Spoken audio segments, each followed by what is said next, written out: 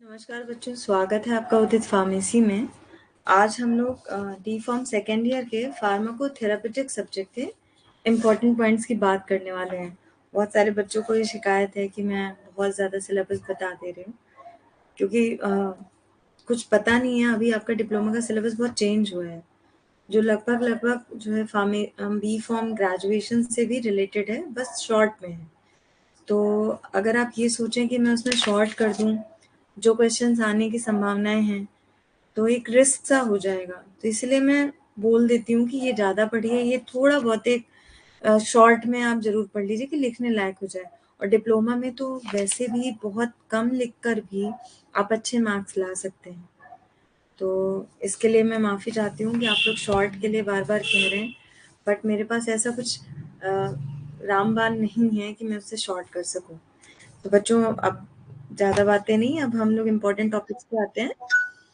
तो जो हमारा फार्माकोथेरेपेटिक सब्जेक्ट है, सबसे पहले तो इसकी परिभाषा आप पढ़ेंगे, ठीक है? और इसका स्कोप क्या है, ठीक है? ऑब्जेक्टिव क्या है, आखिर इस सब्जेक्ट की ज़रूरत क्या है? तो इसलिए ऑब्जेक्टिव, स्कोप, डेफिनीशन, ठीक है? ये इम्पोर्टेंट है 100%। डिप्लोमा में स्कोप लेवल पे हर सब्जेक्ट पे क्वेश्चन आते ही आते हैं। Rational use of medicines, rational use of medicine 100% रखा हुआ क्वेश्चन है। तो ये से आप जरूर तैयार करिए। जितना भी आप शॉर्ट करना चाहते हैं, ये आपकी मर्जी है। और बाकी आपके पास लाइव वीडियोस हैं, और या हम लोग जब ऑनलाइन क्लासेस लेंगे आपकी लाइव, तब उसमें जो है आप लोग समझ लीजिएगा, ठीक है, कितना लिखना है कितना नहीं। फिर उसके बाद इसेंशियल मेडिसिन लिस्ट, ये बहुत इंपॉर्टेंट है बच्चों, ठीक है। फिर स्टैंडर्ड ट्रीटमेंट गाइडलाइन, ठीक है। तो 4 क्वेश्चन है इस यूनिट में। तो मतलब हर तरह से पूरी हेडिंग हो गई। स्टैंडर्ड ट्रीटमेंट गाइडलाइन, इसको आप शॉर्ट में पढ़ेंगे।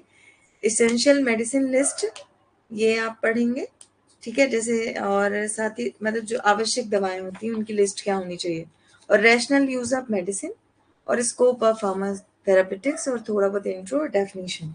तो फर्स्ट यूनिट में आपको ये पढ़ना है।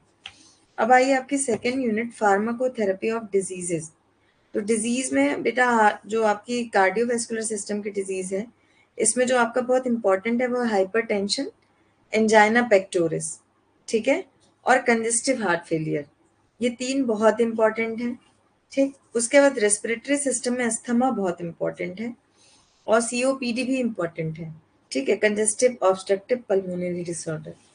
फिर आपका एंडोक्राइन सिस्टम में जो डिसऑर्डर बीमारियां होती हैं, उनमें आपका डायबिटीज मेलाइटस बहुत इंपॉर्टेंट है, ठीक है। और डायबिटीज मेलाइटस हाइपो और हाइपर पैराथायराइडिज्म, हाइपर या हाइपोथायराइडिज्म की तुलना में डायबिटीज मेलाइटस ज़्यादा इंपॉर्टेंट है।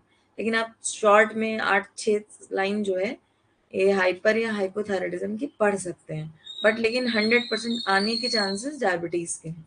फिर उसके सेंट्रल नर्वस सिस्टम डिसऑर्डर, मतलब ब्रेन और स्पाइनल कॉर्ड से रिलेटेड डिसऑर्डर जो है आपके बच्चे, उसमें एपिलेप्सी आपका 100% है, पार्किंसंस 100% है चांसेस, एल्जाइमर के बहुत चांसेस हैं। तो तीन डिजीज हैं जिनके चांसेस हैं इसमें आने के। फिर गैस्ट्रोइंटेस्टाइनल सिस्टम डिसऑर्डर, मतलब आपका जीआईटी से रिलेटेड स्टमक वगैरह का, तो इसमें जर्ड डिजीज जो होती है, गैस्ट्रो ईसोफेजियल रिफ्लक्स डिजीज, ये बहुत ज़्यादा इम्पोर्टेंट तो नहीं है, लेकिन देख सकते हैं। लेकिन फिर भी मैं अपनी तरफ से कह रही हूँ, इसे मत करिए। पेप्टिक अल्सर डिजीज ज़रूर करिएगा, और एल्कोहलिक लिवर डिजीज ज़रूर करिएगा, और आपके जो है क्रॉन्स डिजीज, ऑल्सरेटिव कोलाइटिस वाली डिजीज में डिफरेंस करना है आपको। इन दोनों में डिफरेंस पूछते हैं। और इन्फ्लामेटरी बाउल डिजीज के बारे में आप थोड़ा बहुत पढ़ सकते हैं। मैं इसे शॉर्ट नहीं कर सकती हूँ, आई एम सो सॉरी, ऐसे, क्योंकि मेरे को पता नहीं है ना एग्जाम सेट करने वाले का।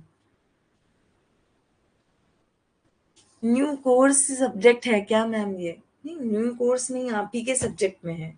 डी फॉर्म सेकेंड ईयर का ही सब्जेक्ट है फार्माकोथेरापेटिक्स, ठीक है। बस थोड़े से मॉडिफिकेशन हुए थे इसमें, लेकिन है ये वही, जो आपके पास बुक है वही है, कुछ चेंज नहीं आया इसमें, ठीक है। अब आया pharmacotherapy, therapy of diseases third. इसमें जो है हिमेटोलॉजिकल डिसऑर्डर। हिमेटोलॉजिकल डिसऑर्डर बच्चों, जो रक्त संबंधित विकार होते हैं, बीमारियां होती हैं, तो जैसे आपकी आयरन डिफिशियंसी एनीमिया है, ये पूछ सकता है। मेगैलोब्लास्टिक एनीमिया है, ये पूछ सकता है। तो मैं एनीमिया आपको कुल मिला के पढ़ना है डिटेल में। अब इन्फेक्शियस डिजीज में अगर देखें तो टीबी बहुत इंपॉर्टेंट है बच्चों। यूटीआई यूरिनरी ट्रैक्ट इन्फेक्शन बहुत इंपॉर्टेंट है। हेपेटाइटिस आपका इंपॉर्टेंट है, जो भी आप पढ़ सकें इसमें, ठीक है। कई प्रकार हैं हेपेटाइटिस के। गोनोरिया बहुत इंपॉर्टेंट है। सिफिलिस बहुत इंपॉर्टेंट है। एचआईवी इंपॉर्टेंट है और मलेरिया इंपॉर्टेंट है। तो TB, UTI urinary tract infection, hepatitis, syphilis, malaria, gonorrhoea और एचआईवी आपका इंपॉर्टेंट डिजीज है। फिर आपका जो नेक्स्ट चैप्टर आया बच्चों, चैप्टर 5 में आपका फार्माकोथेरेपी ऑफ डिजीज 4। तो इसमें कौन कौन सी डिजीज है? मस्कुलो skeleton system disorder. मस्कुलो skeleton muscle और हड्डियों, मांसपेशियों और हड्डियों से रिलेटेड जो भी बीमारियां आती हैं, तो उसमें रिम्यूटाइड अर्थराइटिस बहुत इंपॉर्टेंट है, ठीक है। और डर्मेटोलॉजी मतलब स्किन से रिलेटेड में आपका बच्चों सोराइसिस बहुत इंपॉर्टेंट है और एक्जिमा।